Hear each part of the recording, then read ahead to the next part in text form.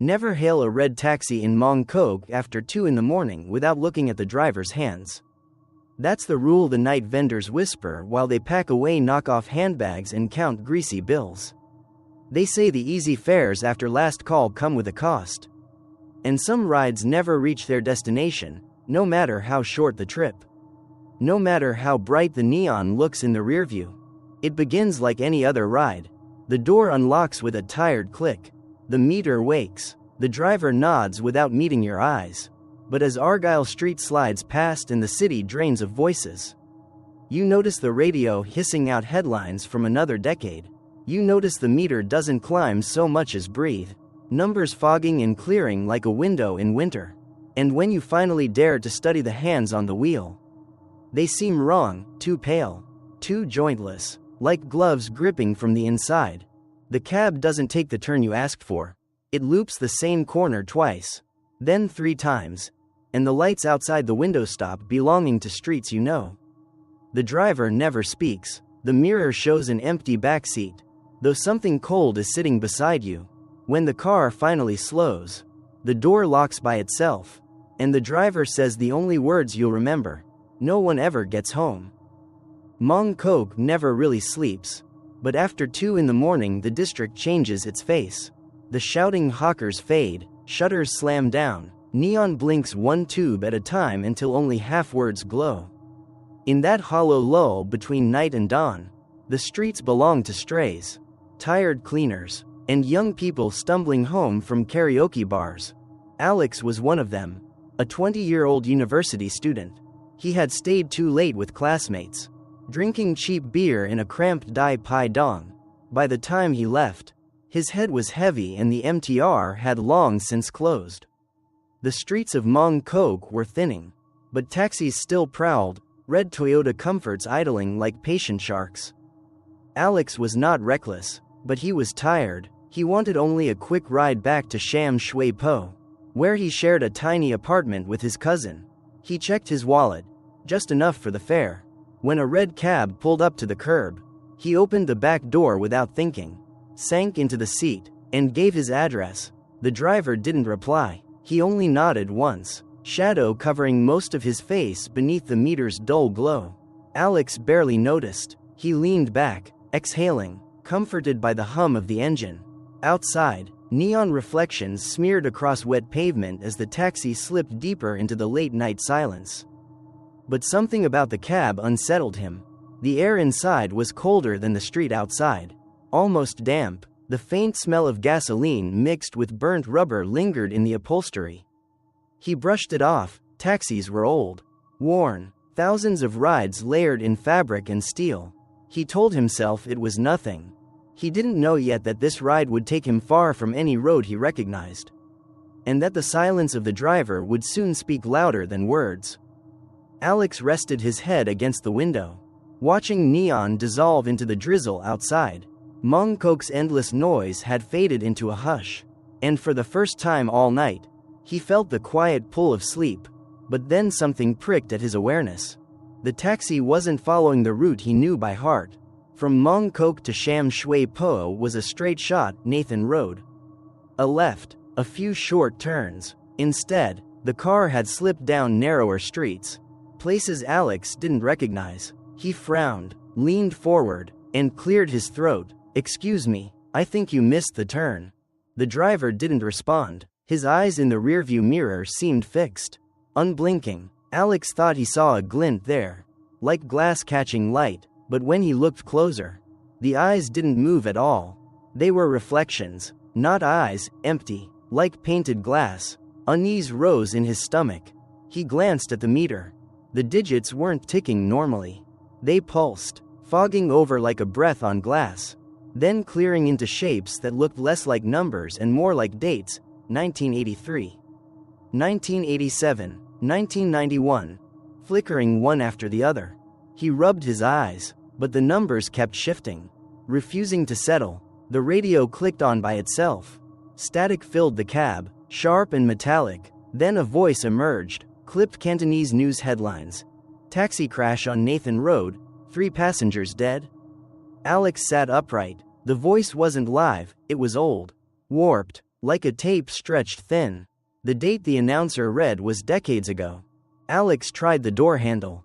It wouldn't budge. The lock button was stiff, as if welded. His chest tightened. He forced a laugh, muttering, "Maybe it's just broken." But his voice sounded hollow in the cold air. When he looked down again, he noticed something else: the driver's hands. In the dim glow, they gripped the steering wheel tightly. Too tightly. The skin looked waxy, joints bent at wrong angles, as if the fingers had been stitched together. Alex blinked hard, leaned forward for a better look. But the hands seemed to ripple, shifting between shapes, sometimes pale and boneless, sometimes gloved, sometimes not there at all. A sharp noise cracked behind him. He whipped his head around. The back seat beside him was empty, but in the reflection of the window. For just a second, he saw another passenger sitting there. A woman, hair damp, face pale, staring straight ahead. Alex's breath hitched. He turned back. Nothing. The seat was bare, leather torn, nothing more. But when he glanced once more at the glass, her reflection lingered, eyes blank, lips moving silently, as if whispering a word he couldn't hear. The driver finally spoke. His voice was low, gravelly, and wrong. Almost there. Alex shivered. They weren't anywhere close to home. The taxi's headlights cut across an intersection. But when the car turned, Alex felt his stomach sink. It was the same corner they had passed 10 minutes earlier, the shuttered pawn shop with the dragon sign. The convenience store with its light half dead. The stray dog curled against the wall. His pulse quickened. He leaned forward. "You've already gone this way," he said, his voice cracking sharper than he meant. The driver didn't answer. His hands, if they were hands, tightened on the wheel. In the mirror, his eyes remained fixed, glassy, unblinking. Alex's skin prickled. He gripped the seat belt across his chest like a lifeline. The loop repeated again and again. The same corner, the same dog, the same dead neon tube blinking. With each pass, the street grew quieter, emptier, as though the city was being drained of life. The third time, the dog was gone. The fourth, the pawn shop sign no longer had lettering, just blank metal. Alex's breath came faster. He twisted around, trying to track landmarks, but nothing beyond the windshield looked real anymore. The windows fogged over from the inside, blurring the world into smears of gray. He wiped the glass with his sleeve and nearly choked. His reflection wasn't his own. For an instant, a different face stared back, gaunt, pale, with blood at the corner of its mouth. The radio erupted again. This time, it wasn't news. It was a voice, calm and detached. "No one ever gets home." The static swallowed the words, then repeated them, over and over, like a chant. Alex slammed his fist against the door. "Let me out," he shouted. The driver did not flinch. The cab sped faster, streets folding into each other, bending into impossible curves. The headlights stretched unnaturally, illuminating corners that didn't exist. Out of the corner of his eye, Alex saw movement. He turned and froze. The empty seat beside him was no longer empty. A figure sat there, blurred and shifting, sometimes a woman, sometimes a man, sometimes nothing but shadow. Its presence was undeniable. Cold air seeped from it, chilling Alex's skin. Its head turned slowly, mechanically, until it faced him. Alex's scream lodged in his throat. The figure's mouth opened soundlessly. And yet inside his head, he heard a whisper. "Stay." The taxi looped the corner again. But now the street outside was gone.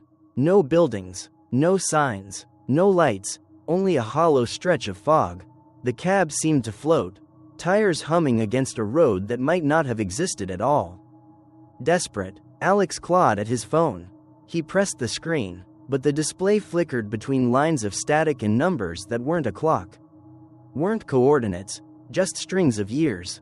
Scrolling backward, 1990, 1984, 1977. The figure beside him leaned closer, its breath freezing the glass. The driver's voice rumbled from the front, deeper now, like stone grinding. Almost there, Alex realized with a rush of terror that there wasn't Sham Shui Po. It wasn't anywhere in Hong Kong. It was a place outside maps, outside time, a destination no passenger ever truly left. His only thought was to survive the ride. But how do you escape a road that no longer belongs to the living? Alex pressed his palms against his knees, forcing himself to breathe. Every instinct told him to panic, to claw at the doors, to break the glass with his fists. But another thought cut through the fear: if this was a trap, brute force wouldn't free him. He needed to understand where he was, and why. The radio, still whispering through static, shifted again. A different voice, slower, weary, filled the cab. Nathan road accident. 3 passengers, driver asleep at the wheel, flames consumed the wreckage. The words rolled like a broadcast from another century. Alex's chest tightened. He had heard something like this before. At school, an old professor once mentioned Hong Kong's ghost taxis, stories of people stepping into cabs that never reached their homes, only to vanish, or to be found wandering in shock hours later. One of the most infamous cases had roots in Mong Kok, a fatal crash in the 1980s. A driver who never accepted his death. Passengers who, according to rumor, rode with him still. He remembered the exact phrasing: a restless driver keeps picking up fares. He doesn't know he's gone. And if you stay too long in his cab, neither will you. The meter confirmed it. The numbers no longer resembled fares. They now scrolled in a loop. 1983. 1983. 1983. The year of the crash. Alex's blood ran cold. The cab wasn't driving him through Mong Kok anymore. It was dragging him back into that night. Into the endless moment of collision. The figure beside him blurred again, then settled into a clearer shape. A young man in a suit.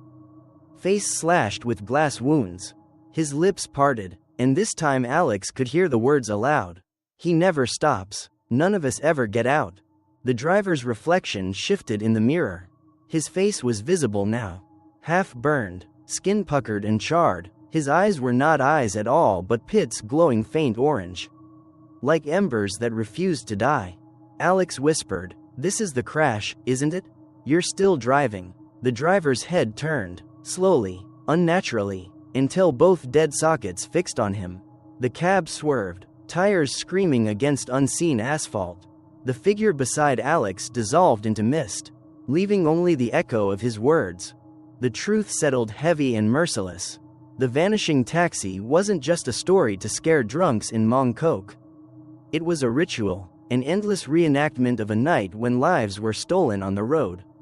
And every new passenger was just another body pulled into the wreck, doomed to repeat it until they became part of the cab itself. Alex clenched his fists, heart pounding. If he didn't act, if he let the ride play out, he would never get home.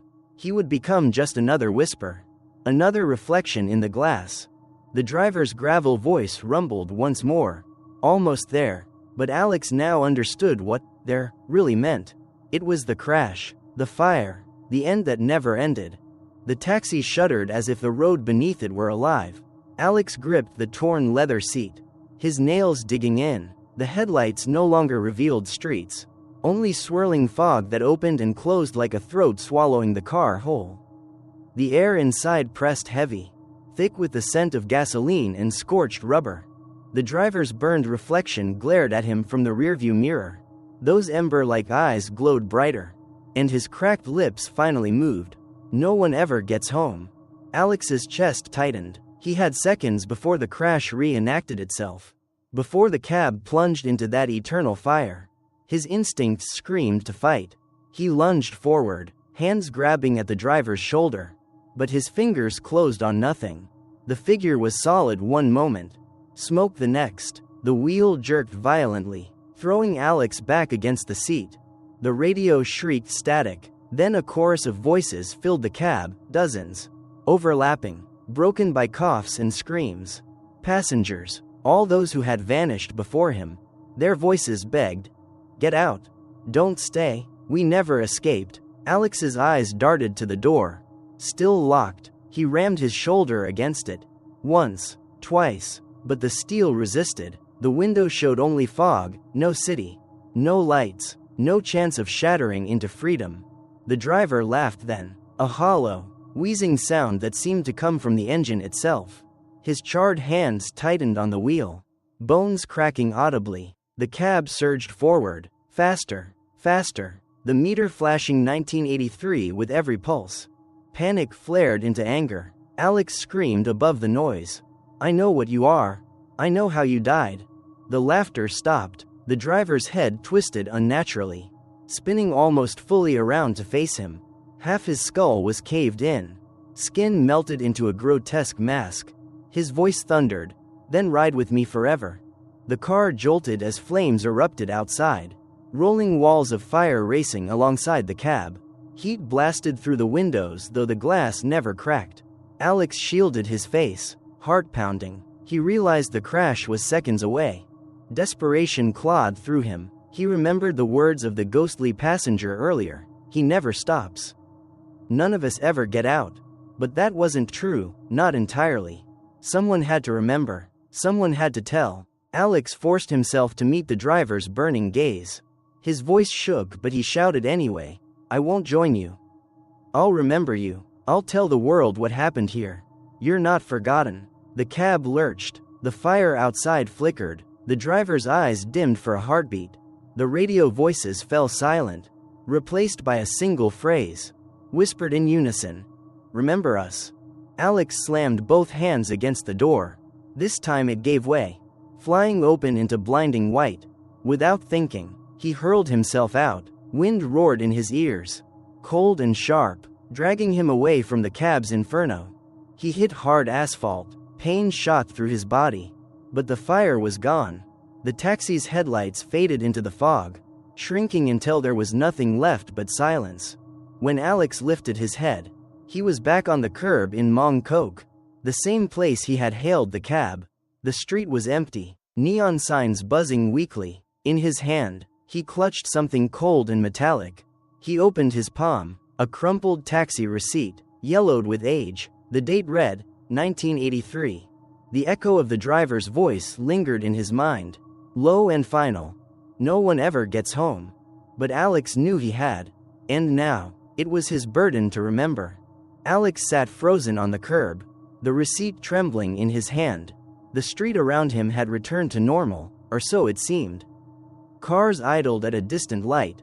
A shopkeeper rattled down a metal shutter, and the damp neon haze of Mong Kok buzzed above. But nothing felt ordinary anymore. The air carried the faint sting of smoke, the lingering odor of melted rubber. He stumbled to his feet, his knees weak, scanning the road for the taxi. It was gone. No red cab idling at the curb. No tail lights receding into the night. Only the receipt remained, proof that he hadn't dreamed it. The faded ink showed his destination, Sham Shui Po, yet the fare was scratched out, replaced by a single word, unpaid. Alex shoved the slip into his pocket and hurried home. Every passing car made him flinch. Every taxi sign glowing red sent cold sweat down his back. He didn't speak of what happened. Not to his cousin, not to his friends. But at night, lying awake, he could still hear the driver's voice echoing in the dark. Weeks later, he returned to the same corner in Mong Kok.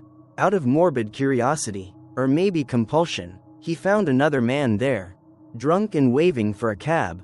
A red taxi rolled up, door unlocking with a click.